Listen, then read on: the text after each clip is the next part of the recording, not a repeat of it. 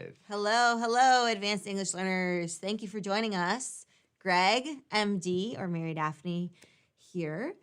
And you might have seen the lesson that we put out earlier this week about that wonderful phrase, let's do coffee, which can be such a confusing phrase, such a confusing expression because it can mean so many different things, as you saw, right, based on the context. And you know, the English language is a beautiful language, as are all languages, in our opinion. But, you know, it's funny because in English, about 40% of, I think it's about 40% of the words in the English language are polysemous or polysemous, meaning they have many different meanings associated with them. So today we're gonna talk about a few phrases, and we're also gonna talk about a few words and give you some examples. And if you have any questions, leave them in the comments, leave them in the chat, and we can chat about it. So I think we covered two already, right? One being how are you, which we talked about last week in depth, right? So that's a polysemic phrase because, you know, well, you tell me. No, I'm just kidding. Because, you know, it changes. The meaning changes. The way you respond, the preferred response changes according to the scene, the setting, the participants, all that jazz, right, in communication. And the second one is the one we just discussed, let's do coffee, right? But there's also things like, you know, we should get lunch one of these days. One of these days. Well, which day, right? Like, and okay, in French they have a similar one, which is un de ces quatre, one of these days, basically. It's that's how it translates. It's not a transliteration, but it is the way it would translate. And so, right, different languages have polysemic phrases, but so in English, right, one of these days, like how do you interpret that? Yeah, I mean, for me, one of these days, honestly, if I hear that, it just means I don't actually want to schedule this.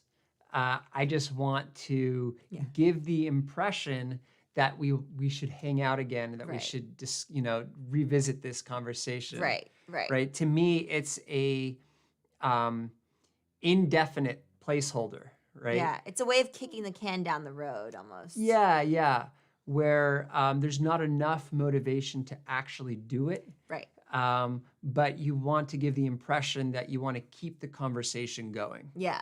So it's, again, kind of like a shrouded in politeness, right? It's this idea that, oh, I'd like to connect, but, you know, it may or may not happen, right? Yeah.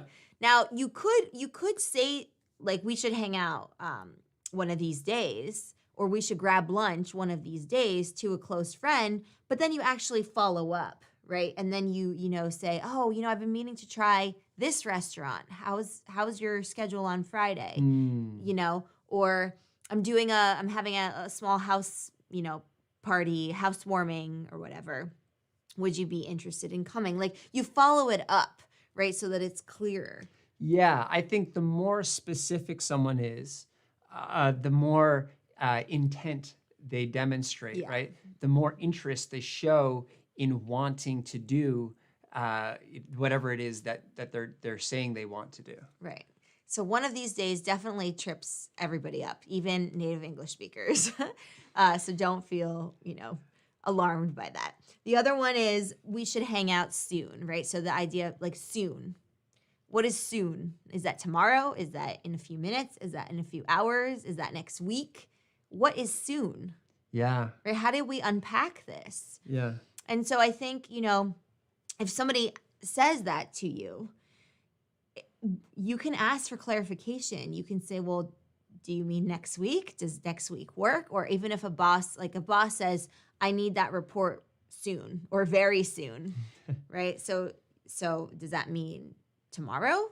Does that mean, right? What does that mean? Asking for clarification. I agree. I think there are a lot of these phrases in English where they're vague, sometimes intentional, sometimes not intentional, but it's on you as the listener to get clarification, right? To get more specific information about what they mean. In this case, so soon, okay. Right. When you say soon, do you mean this week? When you say soon, do you mean today? Right? Yeah. It depends. In a more social setting, you might not want to be as pushy as that. Right. You want to kind of be a little cool, a little relaxed. And that's why I like the other phrase you used was in response to that. So if someone says, why don't you ask me? Yeah. So, hey, Greg, you want to hang out soon? Yeah, I'm actually free next week if you're available. I'd love to hang out next week. Right. So what I did there is she said, do you want to hang out soon? And I want to hang out soon. I mean, who wouldn't? So to do that, I actually gave her a specific time. Yeah. And by doing that, I pushed it a little further into the realm of real. Exactly. I love that. The realm of real. That's so good. Exactly. And if the person, and then you can also see the person's intent, right? If somebody like feigns or pretends to want to hang out, then they'll probably reject it. In which case, you know that this person is a bunch of baloney, right? But if you do what Greg did and say, okay, well, how does next weekend work? Or how does, Monday at 5 p.m. work for you or whatever, then, there's more substance to that phrase, that polysemic phrase. The other thing is that, in like business settings, in work settings, when people say, okay, get ready for the meeting, what does that mean, get ready for the meeting, right? What does, am I getting ready for the meeting could look totally different from Greg's getting ready for the meeting, right? So again, getting clarity on that. So that in and of itself, right, while it's not a nebulous phrase, doesn't seem to be unclear, in that context, it might be unclear if there's no instruction as to what getting ready means. Does that mean preparing notes or a slideshow? Does that mean getting coffee for everyone or putting water bottles on the table? Like, what does that mean? Yeah, that's another great situation. And that often comes up in a business context, right? Yeah. And knowing how to prepare is one of the best ways to come off as professional. True. And so I think it's a critical time to get clarity on what prepared means. Yeah, so that's a great one. Yeah. And then since we're talking about business, the other one is end of day or end of business day, right? Like, what does that mean? So in some corporate cultures, end of day could be 5 p.m. In other corporate cultures, it's 12, midnight. Is it the end of the day as the work day? And everybody leaves work differently, like at different times, maybe 7 p.m., maybe 5 p.m., maybe they work all night. I don't know. But again, it's like one of those things where you know, you have to ask for clarification. And particularly if you're going across cultures, right? If you're communicating in a different culture, a different country, you have the time zone additionally, right? So not only are you dealing with the standards of what's considered the end of the workday, you're also dealing with different time zones. So, right, the end of day in New York is very different than the end of day in Hong Kong. True. So again, the clarity there can go a long way toward making a good impression. Yeah, and establishing effective communication and being transparent about things. So let's just quickly go over a few words. Bright. Right? Bright, someone who is bright is smart, but it could be also really bright out, right? That's one polysemic word. Another one is naturally. Like, for example, the lighting was, natural or naturally. Something that, seems very natural. I don't know. I can't think of an example with naturally now. Well, naturally can mean a few different things, right? Naturally can be sort of grounded in nature. Oh, I got one. It's as close to nature. Yeah. Or you can say naturally, which just means, of course. Of course. Right? Yeah. If you end a sentence with that. Yeah. So it just basically means that's to be expected. Yeah.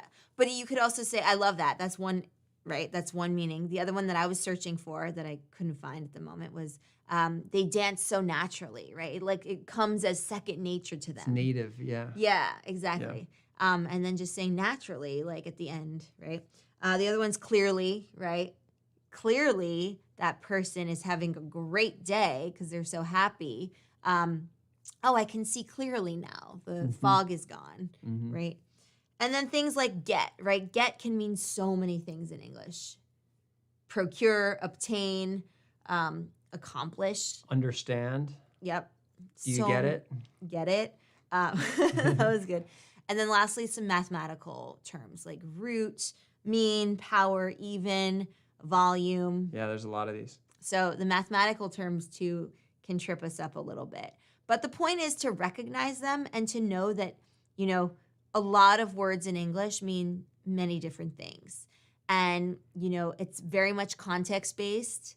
And don't feel ashamed or afraid to ask for clarification. Absolutely. In fact, you'd benefit by doing so because it makes you appear more engaged, and B, it ensures that you know how to respond, react, and comport yourself in a professional way. Absolutely. So, yeah, just keep it up.